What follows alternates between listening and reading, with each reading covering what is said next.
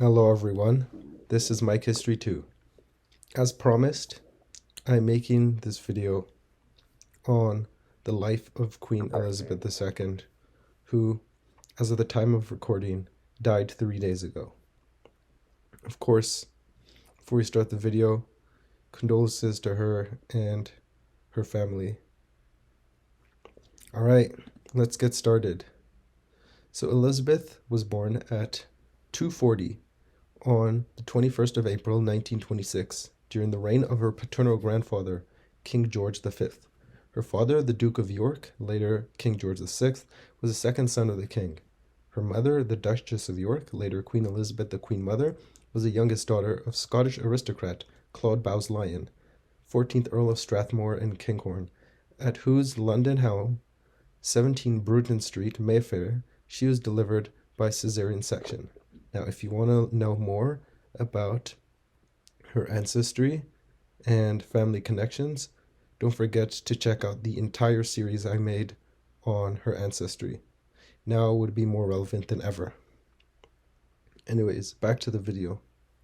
She was baptized by the Anglican Archbishop of York, Cosmo Gordon Lang, in the private chapel of Buckingham Palace on the 29th of May, and named Elizabeth after her mother, Alexandra after her paternal great-grandmother, who had died 6 months earlier, and Mary after her paternal grandmother. She was cherished by her grandfather, George V, whom she affectionately called Grandpa England, and her regular visits during his serious illness in 1929 were credited in the popular press and by later biographers with raising his spirits and aiding his recovery. Her only sibling, Princess Margaret, was born in 1930. The two princesses were educated at home under the supervision of their mother and their governess, Marian Crawford. Lessons concentrated on history, language, literature, and music. Elizabeth loved horses and dogs, was orderly, and had an attitude of responsibility.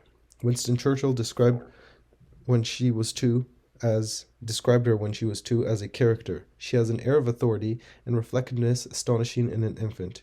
Her cousin, Margaret Rhodes, described her as a jolly little girl, but fundamentally sensible and well-behaved.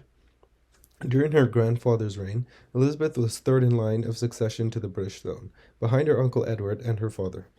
Although her birth generated public interest, she was not expected to become queen, as Edward was still young and likely to marry and have children of his own, who would precede Elizabeth in the line of succession. When her grandfather died in 1936, and her uncle succeeded as Edward VIII, she became second in line to the throne after her father.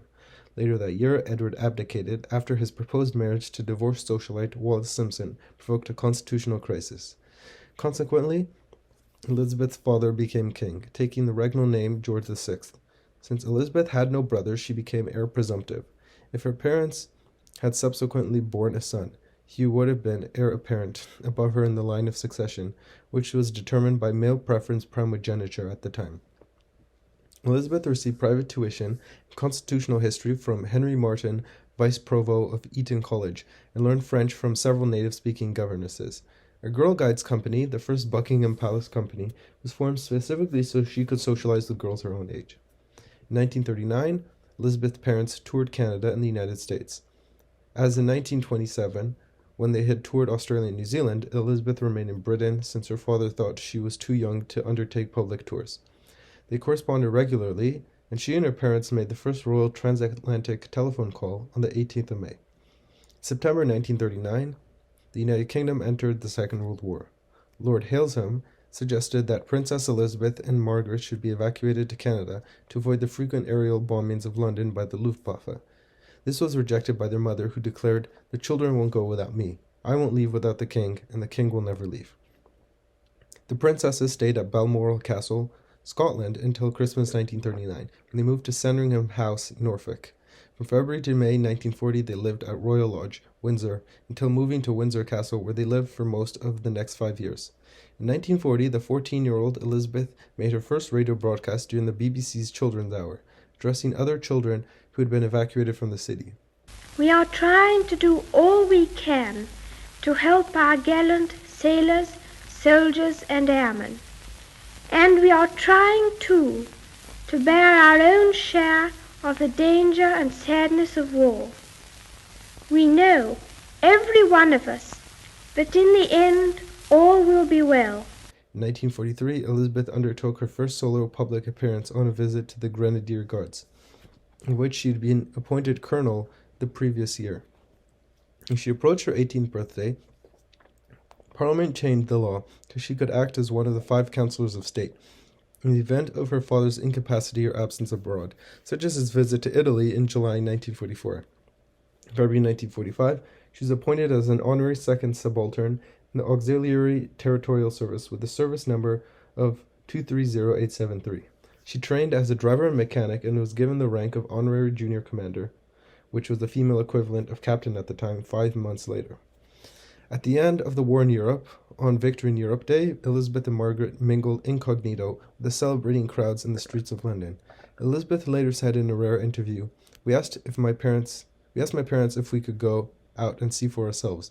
I remember we were terrified of being recognized. I remember lines of unknown people linking arms and walking down Whitehall. All of us just swept along on a tide of happiness and relief. Princess Elizabeth went on her first overseas tour in 1947, accompanying her parents throughout southern Africa. During the tour and a broadcast to the British Commonwealth on her 21st birthday, she made the following pledge. I declare before you all that my whole life, whether it be long or short, shall be devoted to your service and to the service of our great imperial family to which we all belong. Elizabeth met her future husband, Prince Philip of Greece and Denmark, in 1934 and again in 1937. They were second cousins once removed through Christian IX of Denmark and third cousins through Queen Victoria.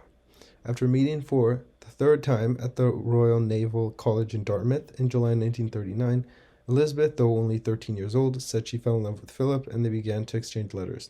She was 21 when their engagement was officially announced on the 9th of July 1947. The engagement was not without controversy. Philip had no financial standing, was foreign-born, although he was a British subject who had served in the Royal Navy throughout the Second World War, and had sisters who had married German noblemen with Nazi links.